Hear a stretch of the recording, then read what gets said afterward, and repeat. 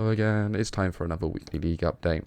So last week we left off with EDG taking on top and LNG taking on Weibo in the upper bracket quarterfinals.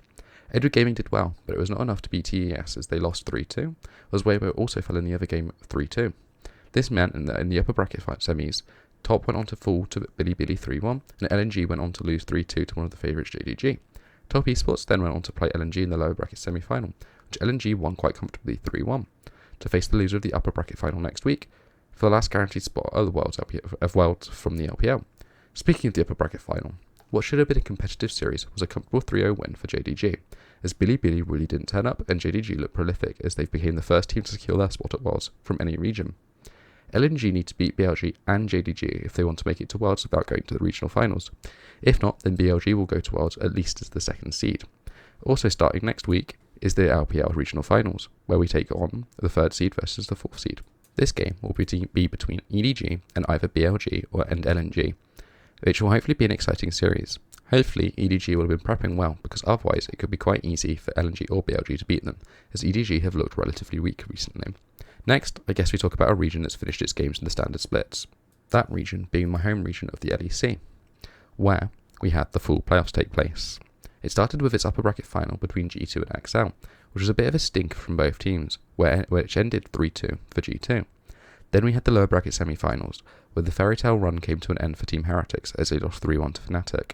Fnatic then went on to face XL in a critical game for LEC finals qualification. XL had to win to qualify whilst Fnatic were looking to just improve their seeding. XL claimed the victory, winning in a clean 3-1, where we saw signs of the vintage Odoamne. This pushed XL into the final, with a chance of claiming the third seed against the odds for the LEC finals. However, this time it was not to be, as G2 stepped up their performance from the previous game and won 3-0 in a much more convincing fashion. This leaves us with the LEC finals, where we get to find out who will represent Europe at Worlds. The LEC finals should be exciting, as we managed to get 3 of the top 4 teams from the LEC summer to be represented here. This leaves us, allegedly, this will start with G2 taking on BDS and Mad Lions taking on XL, but that doesn't really make sense. As you can see in the championship points, BDS are the third seed and G2 are the first seed, so having the first seed take on the third seed in the first round doesn't make a lot of sense. So you'll have to keep an eye out for that and see whether it changes, as we've got 2 weeks until the first game, so we won't be hearing a lot from the LEC for a little while. Next, we'll take the short trip to Japan, where we only had 2 games this week. In the LGL, we have my boys, V3, get absolutely slapped by Sengoku Gaming. I highly recommend that you guys watch my video on them if you have time. And in the other game, we had the clash of the 2 bottom teams, where Axis managed to upset Burning Core in a tight contest which could have gone either way. I expect that we'll probably see a bit of a rebuild out of both of those teams, but definitely out of Burning Core, who would have expected to have achieved a lot more with a team that included players like Kassin, Yuhi, and Reiner. Next week, we have 3 games, including an exciting clash between DFM and Hawks, which will be a clash to be the first team into the grand finals. In the lower bracket, we have Sengoku, hoping for revenge against CGA, who stole the upper bracket slot in what should be an interesting game. The other game, we have Axis hoping to continue their fairy tale run against a strong Fennel side, who will be hoping for an easy win to recover from their loss against the baseball team in the upper bracket. Hopefully the LGL will be able to step it up next week, as this week the 2 games were relatively boring, mostly because of the lower ability style in the Burning Core Axis game, and in the other game because a team with Loken was never going to lose to a team from like V3. So hopefully we'll see that next week. Now we step it onto the next region. That next region being the LCK, which is still in the group stage. Last week we had some big results, such as DRX beating T1, Sandbox beating Brian, and Nongshim beating Brian. These results have led to a shake-up at the bottom, with T1 securing a playoff spot, and Sandbox and Nongshim taking the lead in the race for the last spot in the playoffs hunt, putting them 1 game ahead of the rest of the league.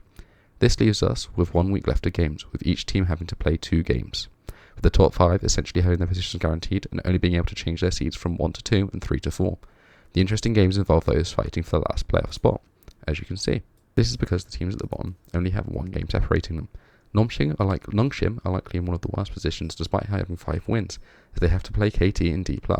Sandbox are also not in an optimal position despite one of the 2 teams they have with 5 wins, as they have to play T1, who will most likely still be without Faker, but they also have to play KT, meaning at most they are likely to get 6 wins. Freaks, despite having 4 wins, are likely in a slightly better position, as they have to play DRX, who are a fellow competitor, and T1, again likely without Faker, unless they try and ease Faker back in before playoffs. Brian have to beat DRX and Gen G, and have results go their way, so they are unlikely to be able to threaten playoffs. DRX have to beat fellow competitors Freaks and Brian, but like Freaks and Brian, who are also on 4 wins, they need for results to go their way. And that's it for LCK, as Don't think, did I mention Guangdong Freaks? I don't think I did. Guangdong Freaks have to play T1 and DRX. So, again, not especially a hard run in. So now we bring it into the last of the major regions, the LCS. The last of the major regions was shocking, as always, in both positive and negative ways. They played their opening playoff games, and they only played their 2 upper bracket games, where NRG upset TL, I like to think as a result of the curse I gave TL in the last weekly update. Get to see Team Liquid take on Giant Killers NRG, so TL should be fine. So with the hope that that was truly the cause, let's bring on more information for this week, and hopefully bring on more curses for the rest of the week. EG also managed to triumph over TSM in a 5-game series that had lots of quick games within it. Next week, the region hosts hots up with the next round of playoffs, where we get to see C9 try and continue their form against EG, and in the other bracket game, we get to see Golden Guardians take on NARG, which, to hopefully curse like I did TL, will not be enough to say it, as NRG perform their best against the best teams. In the lower bracket, TSM will look to dispose of Dignitas, whilst Team Liquid will look to dispose of 100 Vs in what should be the closer of the 2 lower bracket clashes, at least in my opinion. Next, we head to the last of the regions that I cover, the LLA. The LLA last week had 2 exciting games in its upper bracket. It kicked off with the upper bracket semi, where the favourites after the regular season, Rainbow 7, beat Infinity Esports. The other top side, Estral Esports, beat 6 Karma, both with 3-1 scores. This means that next week there'll be a bit of a thinning of the herd, as we will see a lower bracket run where 5th seed Team A's will take on Isurus Gaming, with the winner facing 5Kid and Infinity Esports, and then the winner of that facing 6 Karma, which means by the end of the week we will only be left with the top 3 teams in the region, and we'll be losing some top talents, potentially including 5Kid and Akko and Solid Snake of Infinity, or On Fleek and Snaker of 6 Karma. Okay, and that sums up the leagues for this week. When the other 3 leagues start their playoffs, we will then start talking about them, and we may also build up to Worlds and the EMEA Masters Series, but we'll have to see how that goes.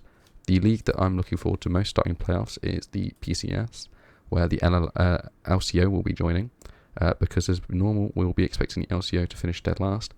We have got our LCO teams that are qualified, and they are looking pretty weak as normal, because the LCO, for those that don't know, is a bit of a banter region, although we do love it, and we are big fans.